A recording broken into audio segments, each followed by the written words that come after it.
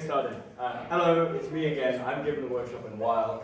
This workshop is going to be on how to play defense. I'll talk about basically my thesis behind what this actually means in debating in just a second. But for anybody who has ever debated in the American circuit, you'll often hear in OAs, they did some offensive content, and then there was some defensive, which really brought it over the edge, and they say shit like that. But it's actually true, and I do think it's something that exists in debating. So this is how you punks probably see debating, right? Because we teach you this is what debating is at novice level. Like, you do your thing, then it goes to the next person, then the next person. Or not. Yeah, okay, fine. So this is how you guys see debating. But me, I'm more big brain than that. I did psychology at Harvard. Which means that I see debate on a higher plane just than all of you. Hello, Frederick. No, but seriously, what I mean by this is that often at a more novice level, we teach you guys that the thing you need to do, and for those of you that will look for Eli's workshop that they did at the training academy, what we tell you to do is that you just need to be able to say something and make arguments in advance of your side. And that is a good thing to do, and then just wait for the others to do their speeches. And then whoever has the best speeches in the end wins. But ultimately, it's not just an arrow that goes here, because there are interactions throughout the debate that make it more complicated. So you need to have defensive strategy from basically every position in the debate. So this is how Chad sees debate, advanced strategies that look like this, where do you put the brakes on in your case and things like that? Where do you sacrifice time and other things in order to do other things? Or this is a rugby formation, things like this as well. But actually, I think the best representation of debate in the sporting context is this, which is an NFL formation. So you are the offense. And I know I'm teaching you how to play defense, but you are the offense. And this is the quarterback. So any of you who have watched the NFL would know that this is the dude that throws the ball. And they try and get it to their wide receivers who, imagine they run forward. But there's also running backs here that can just run the ball instead. So they take the ball and they run forward. And you have two aims. One of these aims is to make 10 yards.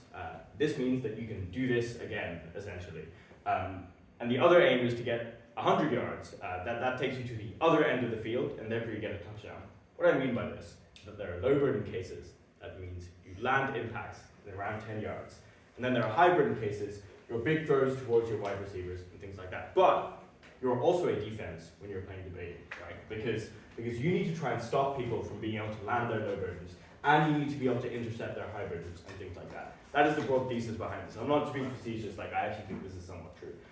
So, you would have heard this in just general context in sports. I actually think this is really important in debating. It's that offense will win you games, but defense will win you championships. And what I mean by this is that in large comps, or in comps in general, taking a fourth is absolutely devastating. And the reason for this is that when you take a fourth, mathematically you need to first 2 times to make up that fourth, which is really, really hard.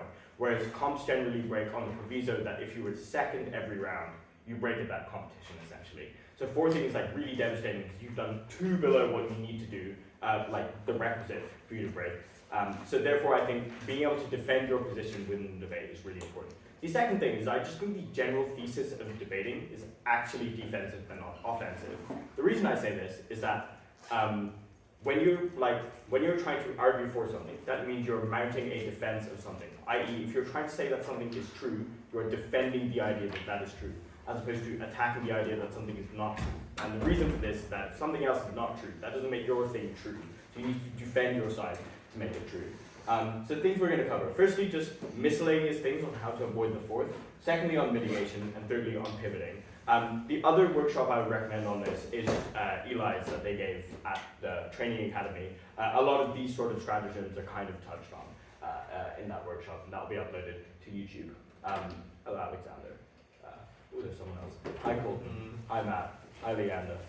Nice to see you. You guys missed all of this. This is how punk see debate. I don't like it. That's how punk see debate. Yeah. This is how Chad sees debate. You missed the football analogy. No, you missed the entire analogy is really cool, but you'll be able to see it on YouTube. So firstly, on avoiding the fourth. I've already told you why avoiding the fourth is really important. You lose a lot of requisite points that you need, in a competition. The general rule of thumb you should take here is that in a 4-round competition, you really, really can't afford to fourth. In a 5-round competition, you can probably afford to fourth once, and at a major, so in a 9-round competition, you're probably a 4-4 twice, usually once, but probably twice. If you're able to fourth more than twice and still break, then you're doing really, really well. Polo Marina at Madrid. Yeah, absolutely. Polo Marina in Madrid. The second thing is, and this is actually maybe a little contradictory to what I'm about to tell you, but in my CT, I will never ever tell you that your mindset in the debate before you go in should be anything apart from trying to take it first. I.e., you should always try and go into a debate thinking, I'm going to win this debate with the arguments that I prepared for prep time. So you should never go into prep time in like round 5 of a competition thinking, we only need 1 point to break, so me and you partner, we're going to try and never do this. Try and win the debate. However, there are situations when you enter a debate where you realize you're just losing. Either your opening has taken absolutely everything and there's nothing you can do about it. The diagonal is like preempted you so well that you absolutely have no idea what to run and there's nothing that you can do about that and things like that. Or you're really, really losing because you've like misread the motion and these mistakes sorts of happen. In these situations, it is really vital in the debate to think on your feet and try and like mitigate damage, basically, and limit the damage that is going on. I should have done that on this slide. Anyway. Read that. That is exactly what I just said. So yeah, there's a few miscellaneous ways to avoid fourthing. I put in ascending order of effectiveness. I actually don't know if that's true anymore. I don't know, I just added a few things. The first thing is run the same case as your opening. You shouldn't ever go into the debate thinking that you're going to run the same case as your opening. The only situation in which this works is, for example, if I'm closing opposition and opening opposition is beating the shit out of opening government, but then you realize, oh crap, opening opposition has taken literally everything that I have, but then closing government is also very clearly losing to opening opposition. You can probably run essentially the same impacts with essentially the same consequences and the same importance placed on the case, but so long as you have a different way of getting there with different mechanisms, you will probably end up second in the debate. There's a lot of debates where I've adjudicated where it does seem like the closing team has just co-opted everything that the opening team has said. But no, I would say in the minds of most judges, there might be a high bar for closing to beat over their opening. But there's also, most frequently that I've seen, judges also have a high bar to derivativeness. They are willing to credit, generally, a decent amount of what you say, so long as it is sufficiently different to your opening. They just run your case with your impacts. So in order to, try and avoid fourthing by running a case that is completely different to that could be off clash in the debate. It could just be significantly less important than what your opening is running, to the extent to which all the government or opposition claims become more important than the claims that you're running. Maybe just running that case could be strategic if it feels like that you're never going to beat your opening in the first place. The advantages of this is that you can line by line your new mechanisms directly against your opening. By the way, this thing, I think the disadvantages on the next slide says that you can only really use it from closing, because obviously it's running the same case as your opening. But anyway, so you can try and line by line weigh each of your mechanisms, and often some judges are quite receptive of this, and they're quite happy to be actually, I do think these mechanisms are better, I do think these mechanisms are more relevant to the debate, etc., etc., and they're willing to buy, your way that getting there could be more important, I have before as well, so I think this is fine. I think the other thing is that it's quite hard for judges to justify in oral adjudication or in deliberation that you guys should be taking it below the opposing bench if it is the case that you're able to creditably reach the exact same impact as your opening. So this is to say that, for example, they do the top half comparison and they're opening opposition is clearly beating opening government just on things like impact, yada, yada, yada, etc. It would be strange for them to then place opening government below you if it is the case that you also have the same lack of vulnerabilities as opening opposition to the same case that opening government has brought. So long as you're sufficiently different and sufficiently insulated against these kinds of claims, I think you will generally be fine here. I think this is one good defensive strategy you can employ. The disadvantage is it only works in closing, because you can't run the same case you're opening if you're an opening, because there's no opening.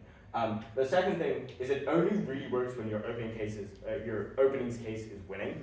You're actually really likely to fourth if you do this, and your opening's case is not winning the top half, because then they're also likely to lose to their opposing bench in the closing, and then you will have done their thing but worse, so you will fourth. So in those occasions, you should definitely pivot. Please don't do this if your opening team is quite clearly losing.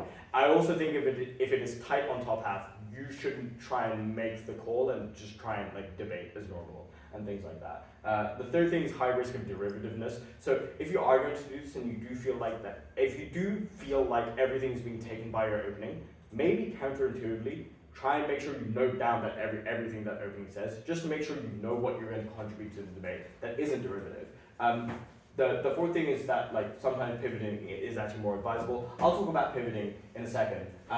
But like sometimes what happens, so for example, this one time I was in a debate where like the government bench had literally no idea what they were talking about. They didn't prove a comparative and they didn't prove an impact, so that's kind of bad. So then opening opposition was like clearly winning, and closing opposition like maybe in this situation could have run the same case as them because like they would have definitely secured the second. But for them in that situation, it was definitely advisable to just pivot to a different case, insofar as it gives them more of an independent way to weigh over their opening, and they're always going to beat their government bench because their government bench was bad.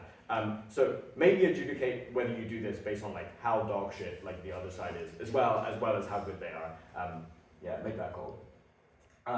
Oh yeah, the second miscellaneous thing, I forgot to write miscellaneous thing at the start, is being strong in characterization and definitions. I do think characterization is a defensive strategy insofar as it doesn't add margin to the debate, so it doesn't make your impact. Unless it like unlocks later impacts that are larger, I think it is generally just a defensive strategy in order to not get definitionally locked out of the debate. So I think a lot of debates are lost by opening halves, by not being strong enough in definitions, or like not debating the debate at the core of what the debate is, and rather like just trying to spring stock impacts over something that has similar clashes to another motion that they know.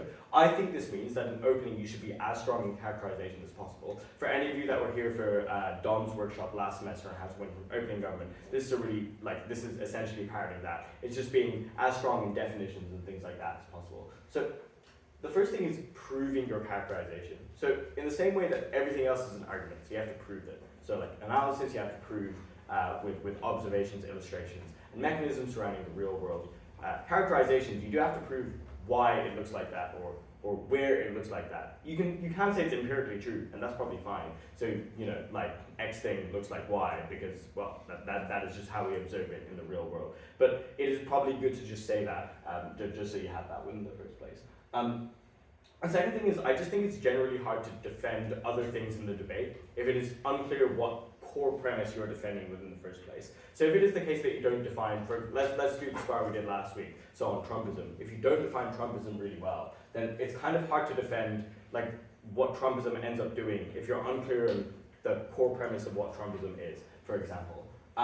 So yeah, like often if it is the case that top half is taking it below back half in debates, just because they're less relevant and things like that, doing strong characterization and definitions is probably just a good thing to do.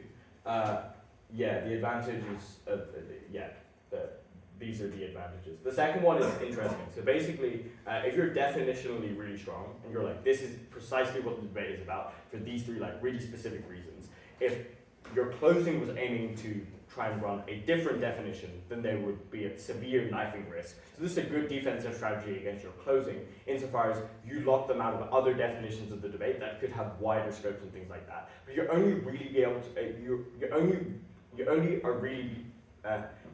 are really able to increase knifing risk from your closing if it is the case that you're able to prove the things that they could potentially knife. Because often in OA and in a deliberation, judges are more willing to like credit a knife from closing if it's like, well, opening asserted it, so given they didn't prove it, we're not really crediting it from opening anyway, so we're willing to credit this from closing. So you do need to prove and like have analysis surrounding your characterizations in order to increase the sniping risk. But that is one thing to think defensively about characterization and definitions. The disadvantage is the time trade-off. So you trade off time to do other analysis. I still think it's advisable for all of the reasons. And if you want to watch Don's workshop on opening government, that's also on the YouTube. What was it? Oh yeah, the third thing is beating the shit out of the team that's thirding. So if you're like doing really, really bad, like, and this is often as a second speaker, like, your partner is thrown like a little bit, and you know that there's a team that is clearly thirding, and you know that there's like two teams that you clearly can't beat. Maybe just like beat the shit out of the team that is thirding, which is like a shit ton of rebuttal and a shit ton of flips. I'm amazed by how often this works, but it actually does work quite frequently, insofar as like if you're able to take more ambitious strategies against a team that is thirding, whereas on the comparative, like had you like deprioritize them and focused on the teams that are doing better, you like are probably more likely to fourth insofar as you don't do like the rebuttal against a team that's thirding. This is maybe called a rescue whip sometimes. I think these are pretty fun. It's also like quite enjoyable to do because you're just like flogging a dead horse over and over again. Yeah, it's pretty good. The advantage of this is that you can third, and this is good because you get a point. The disadvantage is you can fourth. El Bozo. The other one is it turns into like a dogfight of like the really shitty teams, especially when it's on back half. So sometimes top half like proves everything, and then like CG stands up and like spews bullshit, and it's awful. And then CO stands, and then viewers and judges are going, oh, it's alright. Like at least CO is like probably gonna do really well. They do even worse, and then like the whips are just like beating the shit out of each other for no reason. It's like let's let it go cool. But the reason that is disadvantageous is it just makes the clash unpredictable for your side. So I would be as evasive of this as possible. The instances in which I would use it is if, say you're closing opposition or closing government, your opening team is literally taking everything. You don't have a novel way of getting there, like I said at the start, so you can't run the same case as them. So you would be completely derivative. This is where you run the rebuttal extension, so you like beat the shit out of opening opposition for a little bit, then closing opposition stands up and they're thirding. Or like, if opening government has done that well, then maybe opening opposition is thirding, and then in government whip you beat the shit out of them once again. That is probably the best way to do it. But you're thinking, but Aymaan, these are just like case-specific things that don't equip us with any skills. And I'm like, okay, like give me a chance, right? Because I understand not everything is like this. When Fernando Alonso did that beautiful like 15-lap defense of Lewis Hamilton, then you see that's the best defensive performance of all time. Or like this, when the Seahawks should have ran the ball, but that was a pretty good interception. Or like this. This is actually the best. Yeah. Leander knows. This is the best defensive performance of all time. So basically. In 2019, South Africa beat England in the Rugby World Cup final 32-12, I think. So it sounds like a blowout, but at this, like, or around this stage, I think the teams were actually tied, or maybe it was like 12-9 or something like that. And England were literally 2 feet maybe away from scoring a try.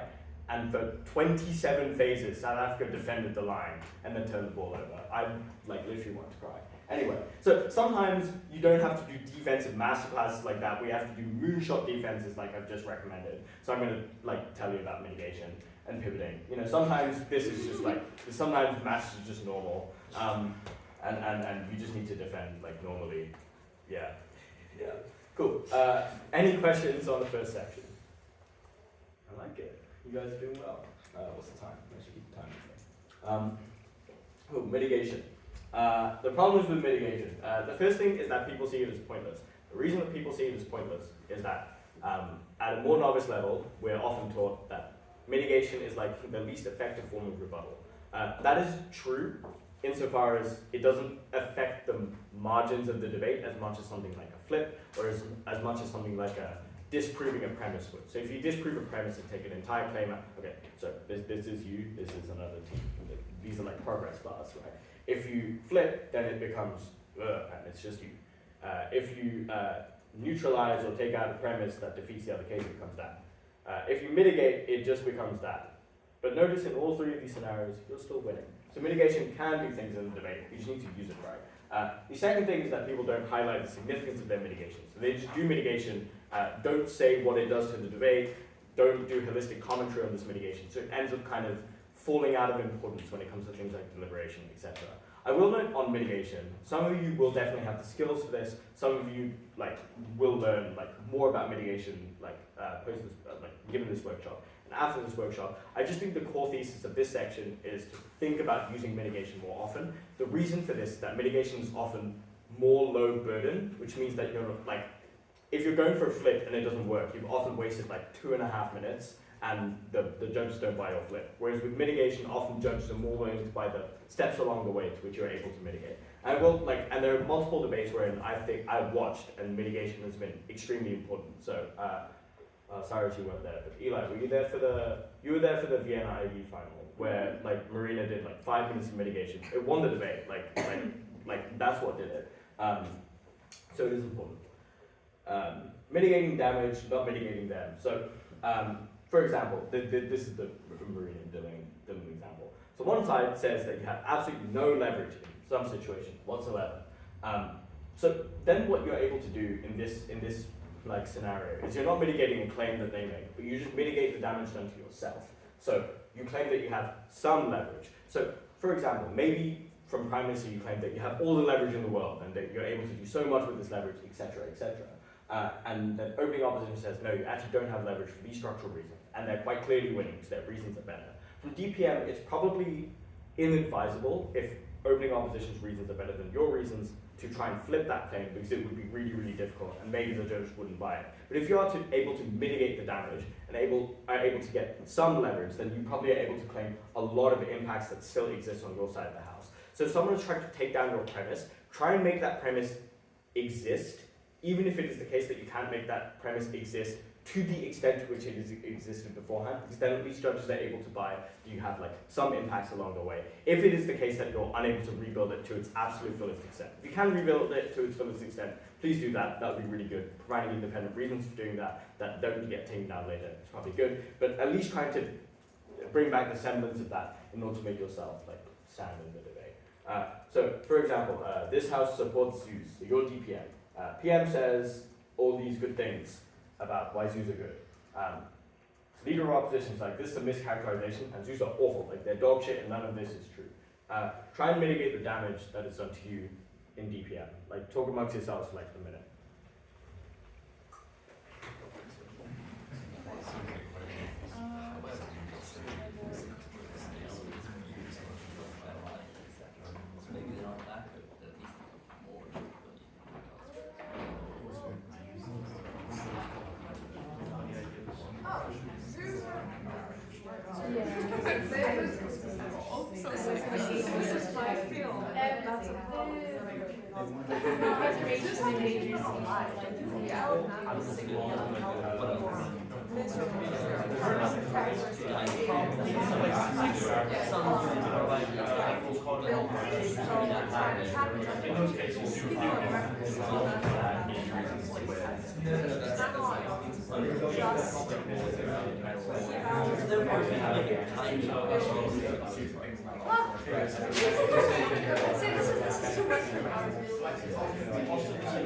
I guess my thoughts were like, if we were trying to take this a bit, I guess if we were trying to take this a bit,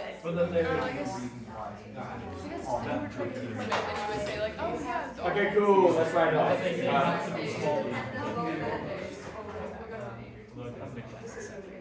Alright, so in this scenario, assuming things are proven, you've been like damaged quite a bit because they're able to prove that they have like no space and that they have like no food or like not a lot of food and things like that. Any ideas on how you try and mitigate the damage done to yourself as opening company? Yeah. Oh, I was gonna bring a ball, but then I forgot. I'm gonna try and throw this to you. Throw. Alright, okay. Nice.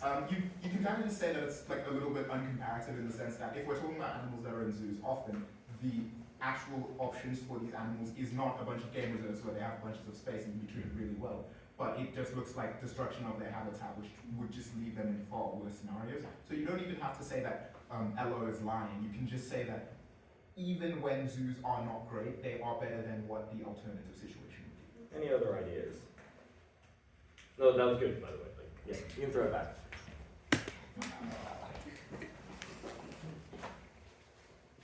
Cyrus? Maybe zoos suck, but they don't suck that much because there are other incentives for zoos to make it decent. Like they don't want the children to be sad when the panda is underweight. So maybe they ration food a little bit, but they still have some food. Yeah.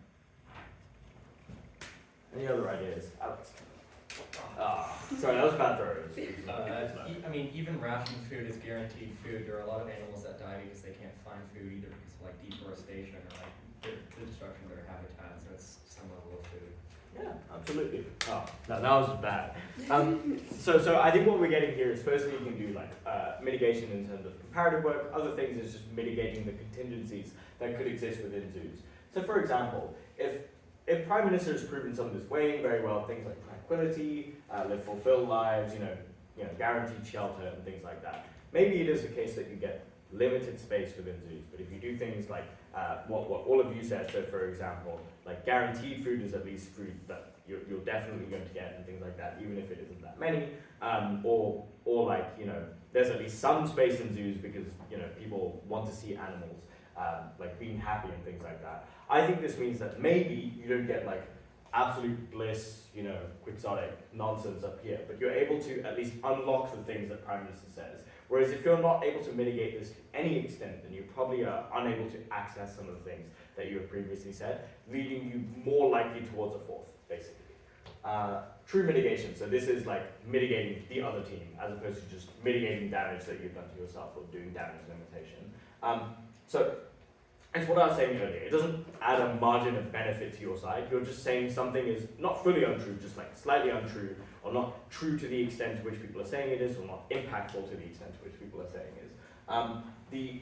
It just brings the other side down a notch. The importance is that you flag the significance of your mitigation. So, for example, I think maybe I have an example. Yes.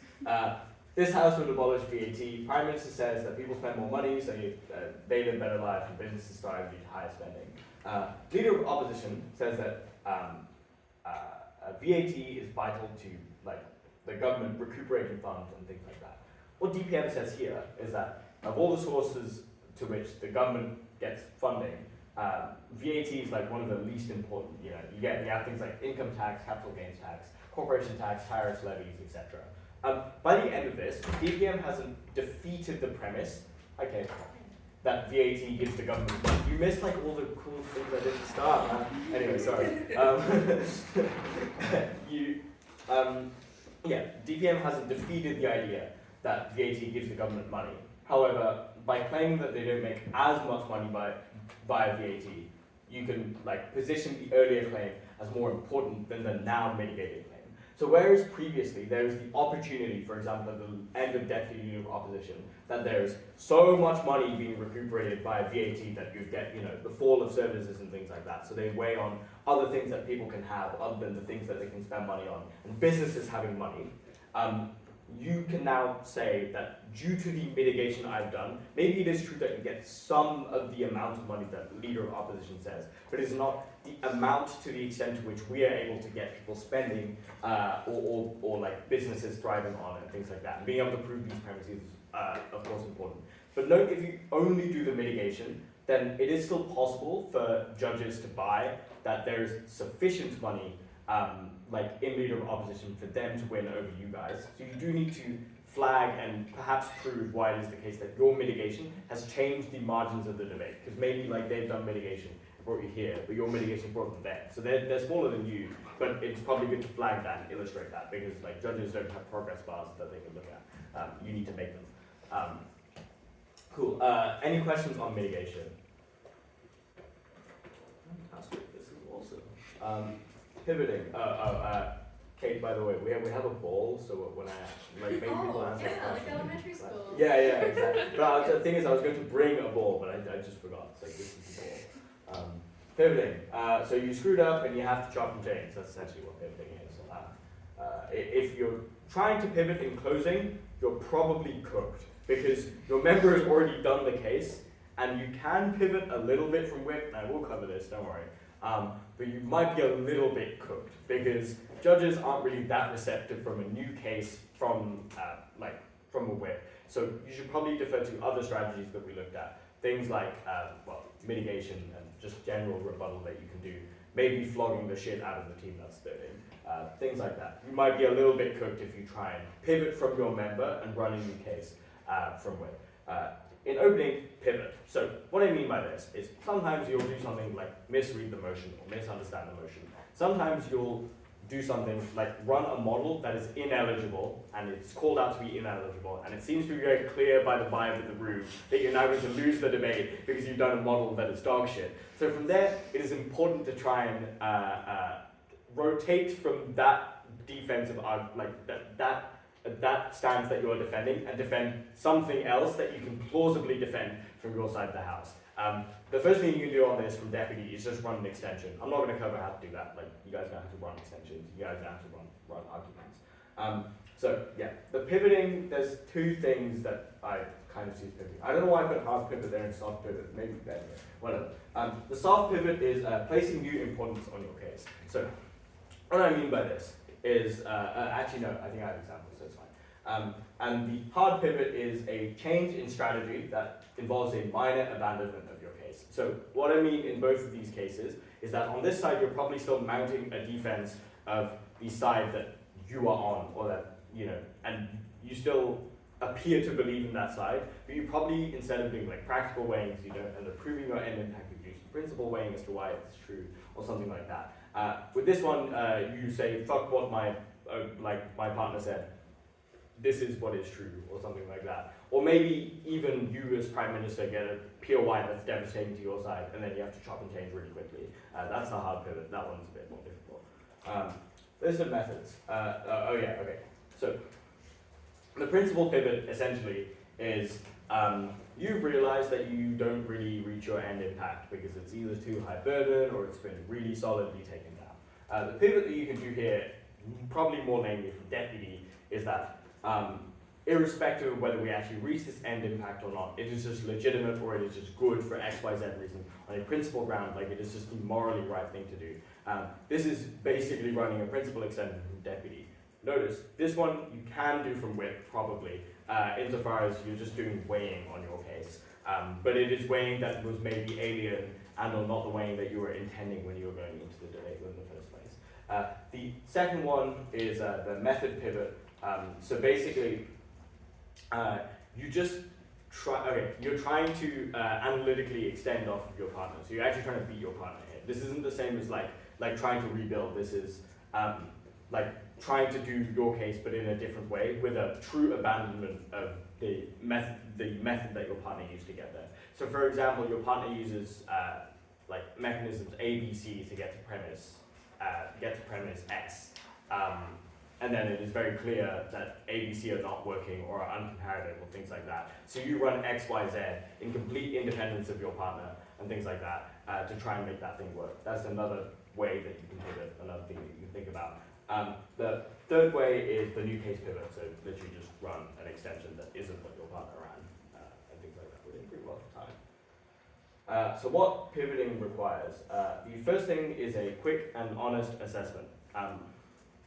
What I mean by this is your partner sits down and you might have to look them a little bit and be like, I don't think that worked. I don't think it's going well. I'm just gonna try and jump ship and try and do something different to try and win this debate. Things like that. And I think you have to be really quick on this, insofar as you need to realize on the spot that you've, for example, been uncomparative, or you've been for example, like misread the motion or debated the wrong side of the motion, something like that. You need to realize this quite quickly, and you need to like not double down on your mistake, because judges are very, very willing to not credit you for something like your unrelatedness to the motion, and they generally would prefer you to pivot in this situation. So yeah, just don't die on the sinking ship. Like take the lifeboat and leave. Like, try and secure that third and things like that. So on the motion, this House regrets the glorification of military conscription. So you are opening government, you're Deputy Prime Minister. Your Prime Minister stands up and says the glorification of enlisting in the military has meant that more people join, meaning that more people feel the many harms of being in the military. Leader of Opposition correctly points out that this isn't about enlistment, it's about instances where conscription actually exists within countries and things like that. That is mandatory, it's not just enlistment. So in these instances, we prefer it to be glorified, insofar as now people feel hopeful and prideful in the venture that they're about to enter. So, they don't feel awful about being conscripted and things like that. And you're thinking, shit, like we've done no analysis on conscription, everything we've done is actually on military enlistment. From DPM, how do you mitigate the pivot, things like that? Talk amongst each other for like 4 or 5 minutes, that's fine. But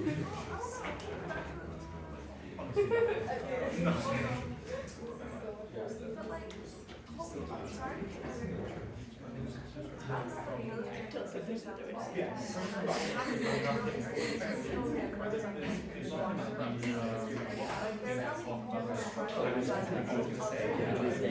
don't need to target beating OO if you don't want, but try and make yourself not fourth.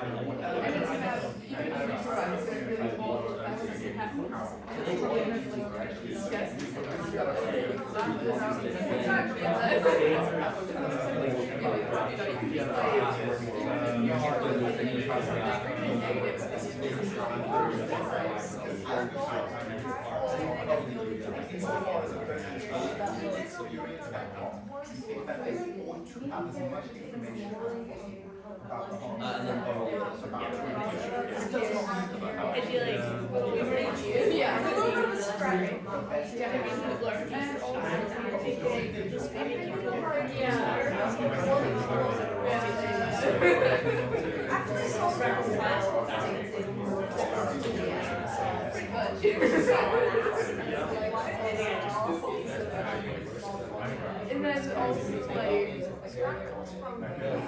yeah, and I think that communication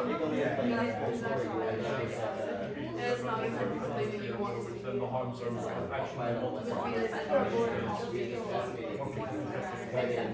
Yeah. But and then also like if you're prideful about something and you're like enthusiastic, I don't want to see you're looking forward to it. Yeah.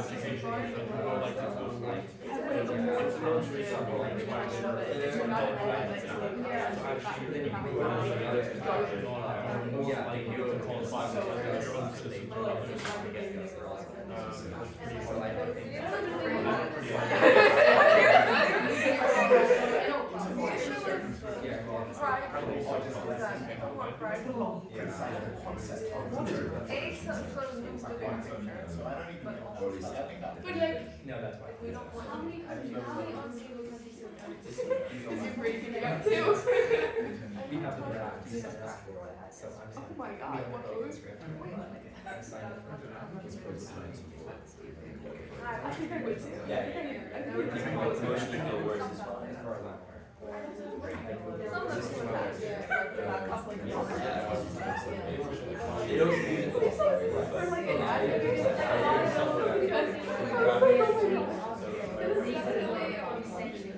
I never, I just naturally looking into, like, I guess really, the best thing you're going to do is like, high. Nice. Oh my god. Oh my god.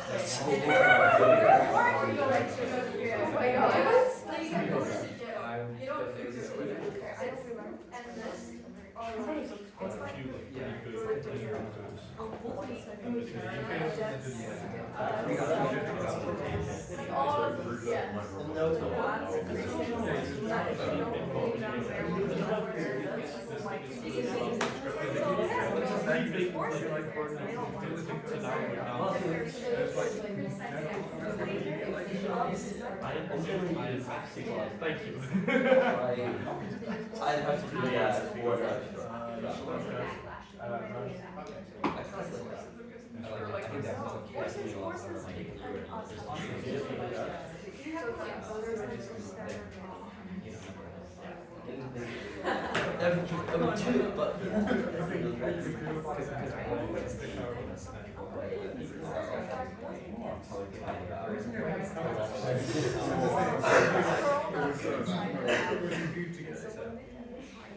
If Rupert showed it, would you like to?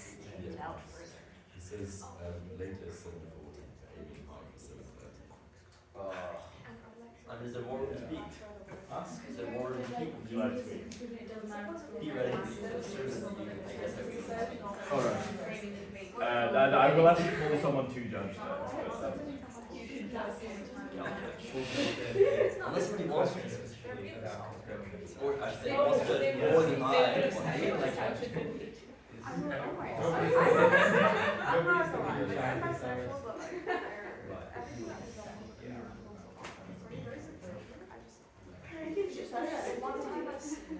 Who said I wanted to get better at this? I was given Let's say you have an N minus 4 requirement. my school.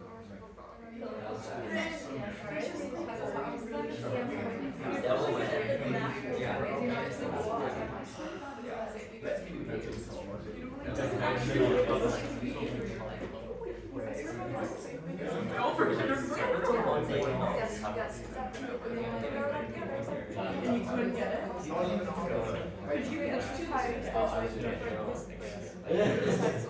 well, last second.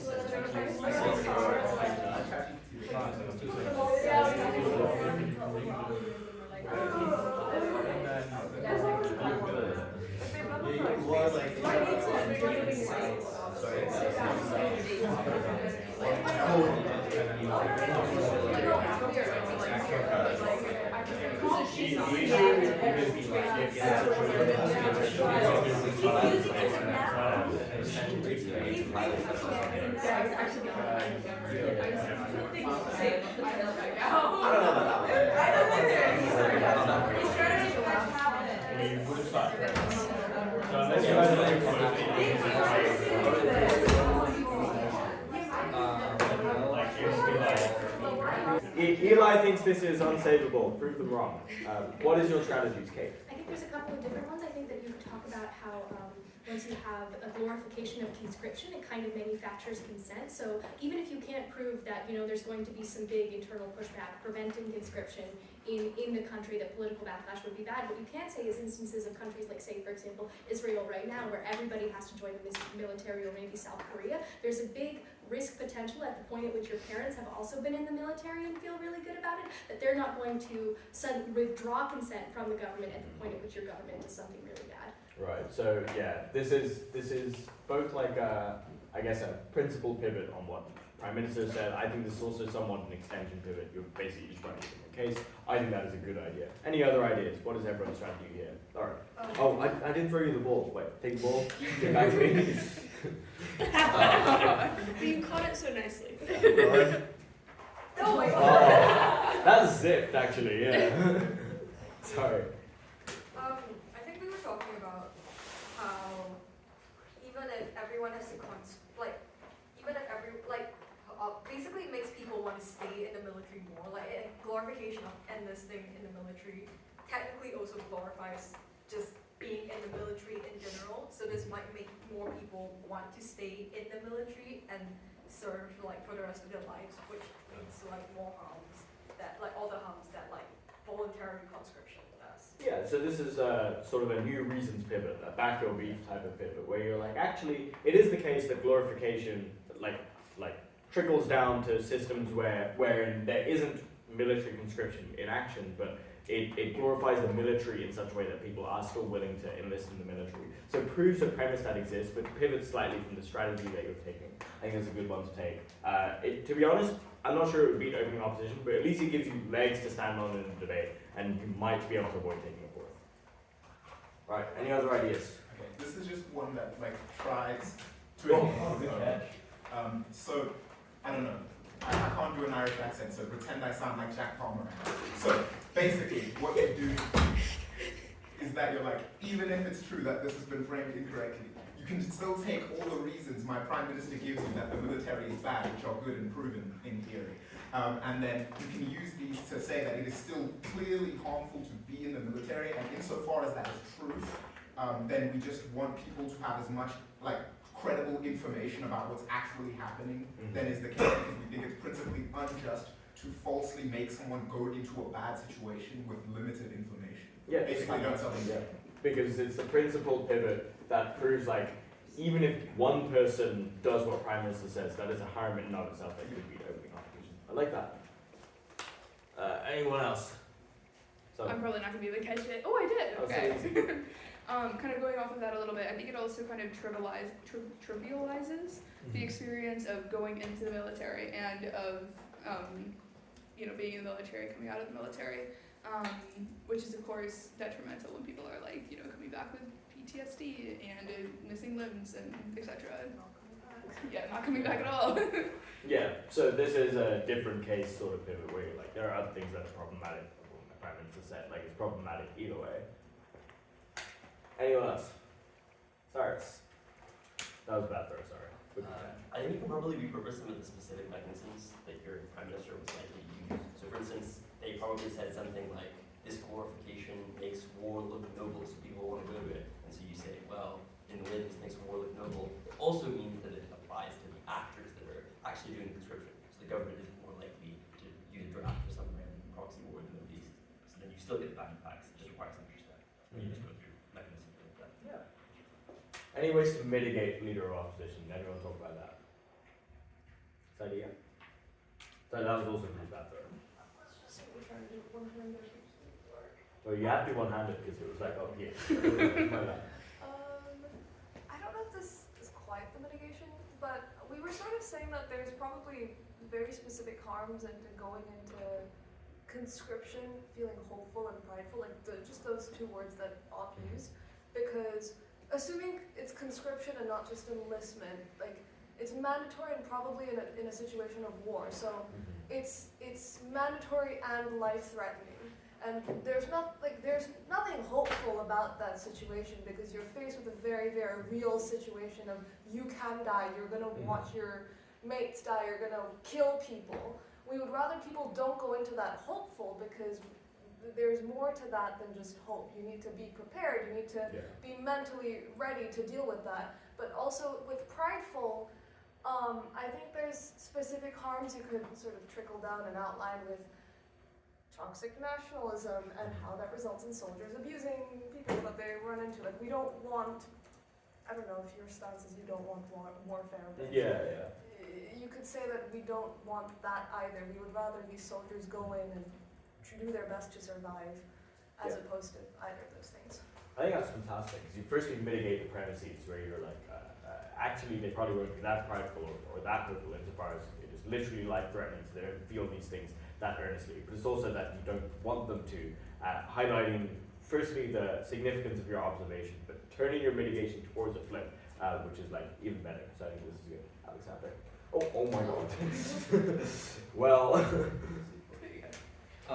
Yeah, kind of extending off of that, like the whole purpose of boot camp is to like make people, you know, realize that this kind of sucks, we have to train you and like prepare you for the real conditions. So the argument is like when they would go in feeling hopeful and prideful, they would feel hopeful and prideful in boot camp and that would be removed by like, I guess not simulation of combat, but like preparing them for combat, and that eliminates any of the, you know, hopeful, prideful feelings anyway. Yeah, that's good. Well, that was bad. Alright, we're getting close to this, we go. Anyone have anything else on this? Alright, were there any questions about the workshop overall? If not, we're good to move to the motion.